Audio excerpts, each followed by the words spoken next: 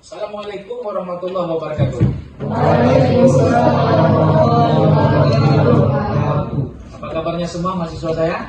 Baik. Oke, sehat semua? Sehat. Siap untuk belajar hari ini? Siap. Baik, hari ini kita pertemuan keberapa ya? Keempat. Berarti masih ingat semua. Untuk materi kita hari ini sudah dapat semua? Kemarin sudah Bapak kirimkan melalui grup WhatsApp kita. Sudah dapat ya? Sudah dibaca? Sudah dipahami? Bagus, artinya kita sudah bisa untuk memulai kerja kita pada hari ini. Baik, pemirsa semuanya, ada baiknya kita sebelum melakukan kuliah meminta ridho dari Allah Subhanahu wa taala. Kita awali dengan berdoa bersama ya. Bapak akan memimpin doa kita ini. Marilah kita berdoa sesuai dengan kepercayaan dan keimanan kita masing-masing. Berdoa mulai. Berdoa selesai.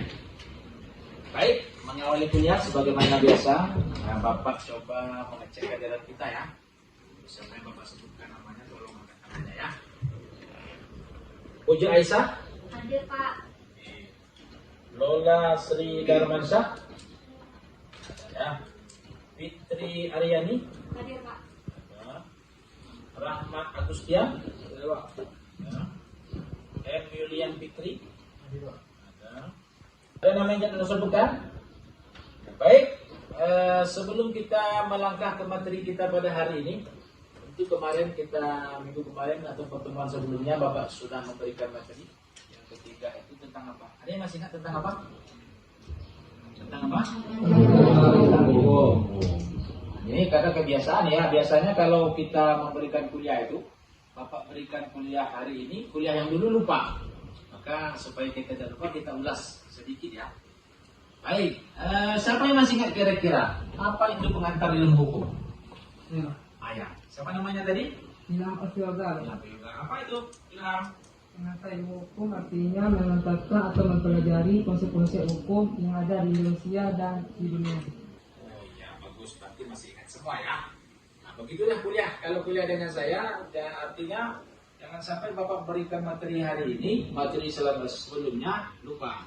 Itu untuk mengingatkan kita supaya belajar berkesinambungan. Baik, mahasiswa semuanya, karena materi hari ini sudah Bapak berikan kepada Anda semua. Di awal tadi Bapak sudah menanyakan kepada Anda sudah baca, Anda sudah pahami. Kalau kita kuiskan bagaimana? Setuju? Artinya gini, Bapak berikan pertanyaan, nanti Anda jawab pertanyaan tersebut dengan cara kuis. Siap? Oke ya, kita mulai ya. Nanti boleh lihat pertanyaan di grup WhatsApp kita dan jawab di kertas ini. Kita mulai ya, nomor NIM-nya.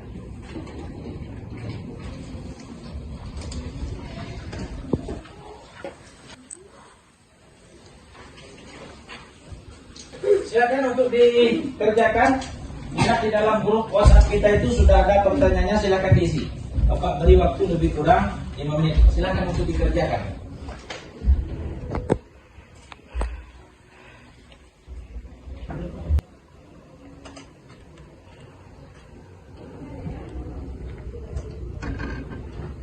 Jangan tegang ya.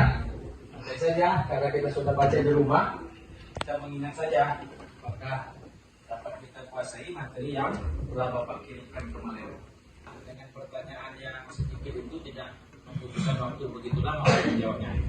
Ayo silakan dikumpulkan. Silakan si Alfioga kumpulkan kertasnya dan siap.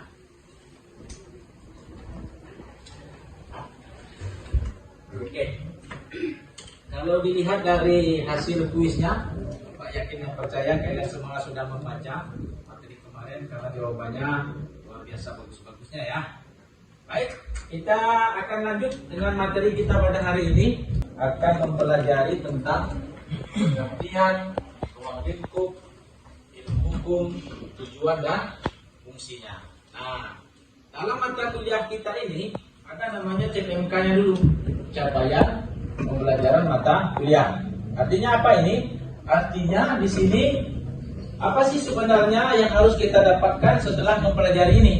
Nah, yang harus kita dapatkan, yang kita kuasai pertama, tentu kita harus mengetahui tentang pengertian hukum itu sendiri. Setelah itu kita harus tahu tentang ruang lingkup hukum itu. Kemudian kita harus tahu pula apa sih tujuan hukum itu. Dan tidak kalah pentingnya kita harus tahu juga tentang fungsi hukum itu sendiri. Dari semua yang kita pelajari ini, CPMK-nya menghendaki kepada kita agar kita selaku mahasiswa dapat mengaplikasikannya dalam kehidupan kita sehari-hari. Artinya setelah belajar ilmu hukum ini, kita bisa mempraktekkannya di dalam kehidupan kita sehari-hari. Paham sampai di sana? Paham ya? Nah, yang pertama, mengapa kita perlu mempelajari hukum itu? Itu kali kita seperti ini. Nah, apa di sana kita lihat? Kita perlu mempelajari hukum itu karena hukum itu ada di setiap aspek kehidupan kita sehari-hari. Di mana-manapun kita berada, hukum itu pasti ada. Apa saja kegiatan kita, mulai dari kita bangun tidur sampai kita tidur lagi. Kemudian yang kedua, membantu menciptakan ketertiban dan keadilan. Kalau tidak ada hukum, tidak akan tertib kita. Kita juga tidak bisa berlaku adil. Yang ketiga, memahami hak dan kewajiban sebagai warga negara. Nah, ini gunanya paling penting.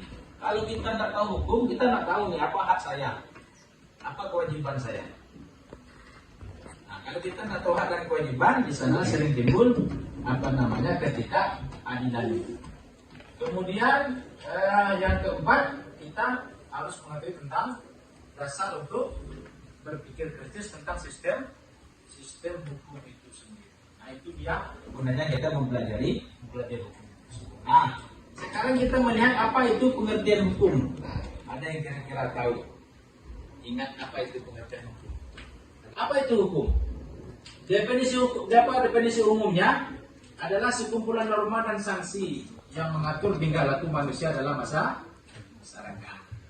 Intinya ada perintah. Dan kalau perintah itu kita kerjakan atau kita tinggalkan? Kita kerjakan. Kalau larangan? Kalau dibalikkan bagaimana?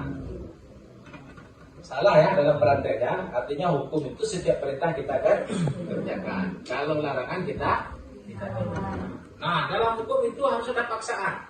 Harus dipaksa kita. Tentunya ketika kita berlalu lintas, datang kita di traffic light atau lampu merah itu, ketika lampunya merah kita dipaksa untuk berhenti. Kalau kita lanjut, maka akan kena di poin selanjutnya, akan dikenakan sanksi. Nah, itu dia. Kalau kita melanggar satu perbuatan hukum itu, kita akan dikenakan sanksi. Nah, sekarang ini kita melihat sebenarnya apa mahasiswa saya. Tujuan hukum. Tujuan hukum ini nanti kita akan diskusikan per kelompoknya nanti. Apa sebenarnya tujuan hukum? Yang pertama untuk kepastian hukum. Yang kedua untuk keadilan. Yang ketiga untuk keadilan. Yang keempat untuk Tapi sekarang yang menjadi fenomena dalam penegakan hukum kita ini, apa yang sering Anda lihat? Apa contohnya kira-kira? Apa contoh keadilan itu yang Anda ponis bagi pelanggar hukum yang begitu ringan? Kalau kita contohkan, ada yang korupsi beberapa triliun hukumnya sedikit, ada yang curi ayam hukumannya banyak. Kalau begitu, maka kita coba bagi kelompok untuk kita diskusikan bagaimana bentuk. Bapak berikan satu kasus, coba kita diskusikan dan Anda kaitkan dengan tujuan hukum. Bisa? Bisa ya? Kita bagi kelompok siap. Nanti berdiskusi. Setelah Anda berdiskusi, hasil diskusi nanti Bapak minta untuk dipresentasikan. Oke? Bapak bagi berdiskusi Anda untuk mencari sebuah kasus yang fenomena, kaitkan dengan tujuan hukum ini. Nanti dipresentasikan. Siap? Ya, ayo silakan. Kita akan Bapak baca Bapak coba berikan secara lisan, Anda tangkap ya. Silakan Anda diskusikan. Ada seorang nenek karena kelaparan mencuri sebiji buah coklat.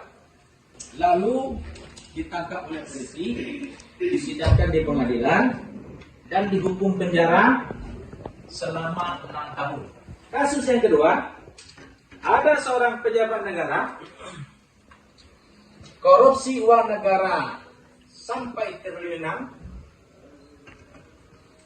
ditangkap juga oleh polisi, diadili juga oleh pengadilan, tetapi hanya dihukum selama 3 tahun.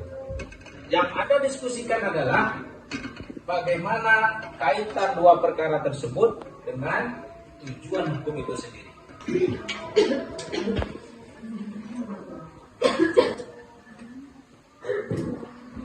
Dikerjakan diskusi, kita lihat tujuan hukum itu bagaimana.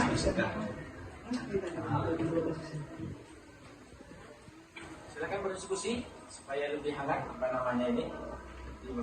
Dalam berdiskusi ini cukup paham ya? Satu menit lagi lah ya, agar kita bisa diskusikan dan bisa kita selesai. Dari kelompok mana yang presentasi? Ayo. Ya Pak, ya kelompok sini. Silakan kelompok 1. Tujuan hukum di bagian akhirat ternyata itu tidak dicapai. Mas terdapat kebedaan dalam keadilan tersebut. Maksudnya tidak adil kepada diri yang terpaksa dengan keadaan lokal mencuri, namun hukumannya lebih banyak daripada yang mengakibatkan kerugian negara bertriliun. Bagus. Kasih aplaus untuk temannya. Cukup ya? Kalau cukup, ayo kembali ke tempatnya lagi. Tempat semula. Dari 2 kasus itu tidak terwujudnya tujuan hukum di bidang keadilan. Masa yang nenek yang mencuri 1 biji dihukum 6 tahun? Masa yang orang pejabat yang korupsi triliunan hanya 3 tahun? Artinya tidak adil. Dan mempelajari ilmu hukum ini supaya kita suatu saat nanti, kita ini kan semua, apalagi kalian semua mahasiswa semua ini calon-calon penerus penegakan hukum selama ini. Maka nanti ketika Anda yang duduk di sana nanti, pertimbangkanlah hukum itu sesuai dengan fakta yang sebenarnya. Jangan menjadi aparat penegak hukum itu yang gampang digoyah. Agar apa? Agar prinsip keadilan itu terpenuhi bagi kita semua. Apa kira itu dia sebagai perkuliahan kita hari ini, karena kita mempelajari tujuan hukum itu, intinya kita sebagai mahasiswa hukum itu harus tahu dengan hukum. Kalau kita harus tahu dengan hukum, tentu kita harus belajar hukum. Kalau suatu saat kita sudah tahu dan paham tentang hukum itu, kita bekerja di bidang hukum, maka tegakkanlah hukum itu seadil-adilnya. Paham? Sebelum Bapak akhiri perkuliahan kita ini, ada tak pertanyaan? Ayo. Terkait ya. Apakah semua orang itu harus mengerti hukum? Ya. Artinya apa? Semua orang itu harus tahu hukum. Apalagi kita ini negara-negara hukum. Dan Anda masuk ke Fakultas Syariah ini juga belajar tentang hukum ya. Namanya siapa? Fitri. Apa Fitri pertanyaan? Apakah yang menegakkan hukum itu hanya polisi saja, Pak? Apakah yang menegakkan hukum itu hanya polisi saja? Ya. Namanya siapa? Rocky Kendril, Pak. Rocky Kendril. Apa kira-kira? Tidak, Pak. Ya, alasannya? Kita negara hukum semuanya berlaku untuk hukum, Pak. Untuk menegakkan hukum. Artinya bukan polisi saja. Semua kita harus menegakkan hukum. Di mana saja kita berada, saya, kalian, siapa saja, kita harus menjadi pelopor dalam penegakan hukum. Paham? Kalau paham, saya kira untuk hari ini itu materi yang perlu kita sampaikan, dan nanti untuk pertemuan selanjutnya Bapak juga akan mengirimkan materinya ke grup WhatsApp kita, dan Anda baca lagi, Anda pahami agar lebih mudah untuk kita analisa, untuk kita pelajari berikutnya. Apa kira itu saja pertemuan kita hari ini. Mohon maaf jika terdapat kekurangan dan kekeliruan, dan terima kasih Anda sudah mengikuti kuliah ini dengan bersungguh-sungguh, dan mudah-mudahan ilmu yang dapatkan ini bermanfaat untuk kita semua. Mari kita tutup perkuliahan kita ini dengan sama-sama membacakan hamdalah. Billahi taufiq wal hidayah. Assalamualaikum warahmatullahi wabarakatuh. Waalaikumsalam warahmatullahi wabarakatuh.